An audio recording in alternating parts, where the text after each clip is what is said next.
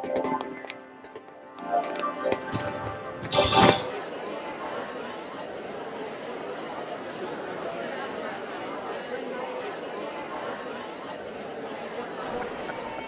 here today with Manny Pacheco, author, professor, radio personality, and Manny's been a great friend of Celebrating Act 2 since its inception, and look forward to having on our show quite a bit. But today we're here to talk about Manny and his Forgotten Hollywood series, which is an amazing look at Hollywood days gone by, the stuff we all love. Manny, tell us a little bit about yourself and how you put this project together. Well, I've been a radio announcer for 30 years, and I was hired by a radio legend who is a part of Hollywood lore himself. His name is Art LeBeau, and still a radio announcer on the air. And so am I. I work at KNX 1070, and I do traffic on KNX, but I have a real passion for Hollywood's golden age. And I've been able to write a couple of books about Hollywood history and American history and how they tie together with some of the great character actors such as Claude Rains and Basil Rathbone and Marjorie Main and Cesar Romero and Peter Lorre. And I've been able to turn the whole Hollywood, Forgotten Hollywood franchise into a book series, an award-winning book series, as a matter of fact, a blog site, a cable show, a weekly radio show, and we're also going to turn it into a documentary. So we're really looking forward to that. No, I'm not asking. So there are hundreds of examples you have of the Forgotten Hollywood characters, and I know there are tons of little secrets in here. So why don't you tell us something interesting about one or two people that the normal public would not know? Well, for example, I talk about the great Eddie Rochester Anderson, who basically stuck a toe in the water against racism. He was a great friend of Jack Benny, and Jack Benny, of course, would write his comedy so that Rochester was never the butt of anybody's joke. So, in other words, he treated him with dignity and respect, and he changed the way people look in the movies at the African American experience. That's a great story to tell. It really paved the way for people like Sidney Poitier and other actors, African American actors. That's one of the great stories that we like to tell in my books. And there's other great stories just like that in my books. So I love telling stories. Today I'm going to be speaking here at the Successful.Aging Expo, and I've got some great tidbits that I'm going to share. Lots of stories, and I think you'll be covering it, won't you? We will, and we'll be putting it up on Celebrating Act 2 in just a couple of weeks.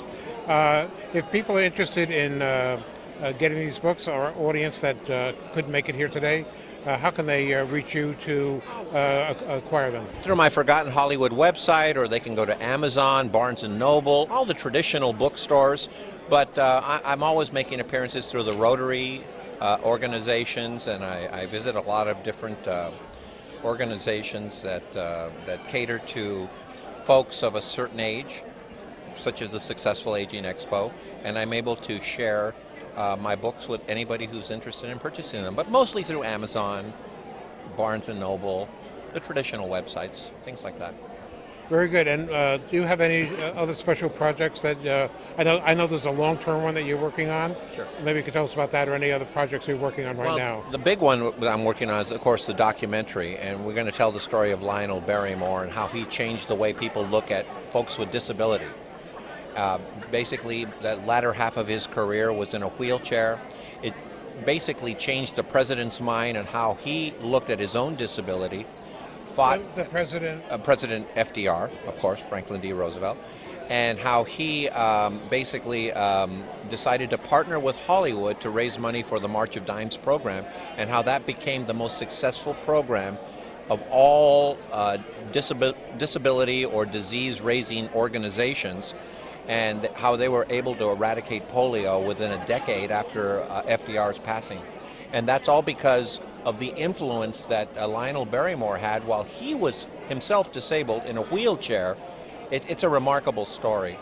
And it was also facilitated through the help of Helen Keller, who herself was disabled because, of course, she couldn't hear and couldn't see. So it's just really a remarkable story that we're going to tell in a documentary form. Great, and I'll put you on the spot because I'm your friend, so I can. Uh, And I you know are my friend, and you can. Thank you. We have you have a lot of favorites. Actually, I think every one of these people that you speak about is your favorites. But do you have one or two that really stands out that you just so deeply admire? Well, there's some actors that are not in my book that I really admire. Spencer Tracy is the reason why I became a Hollywood historian. His naturalism on screen was so good that I believed every part that he was ever in. To me, Spencer Tracy was the consummate actor. Clark Gable referred to him as the actor's actor.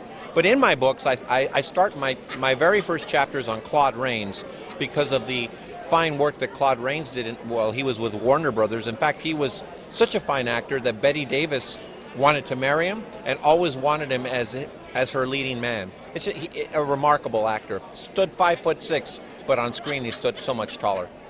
Well, I'm going to give you the last word, but this has been a pleasure as always. Whether we chat by phone or email, it's always great fun conversing with you.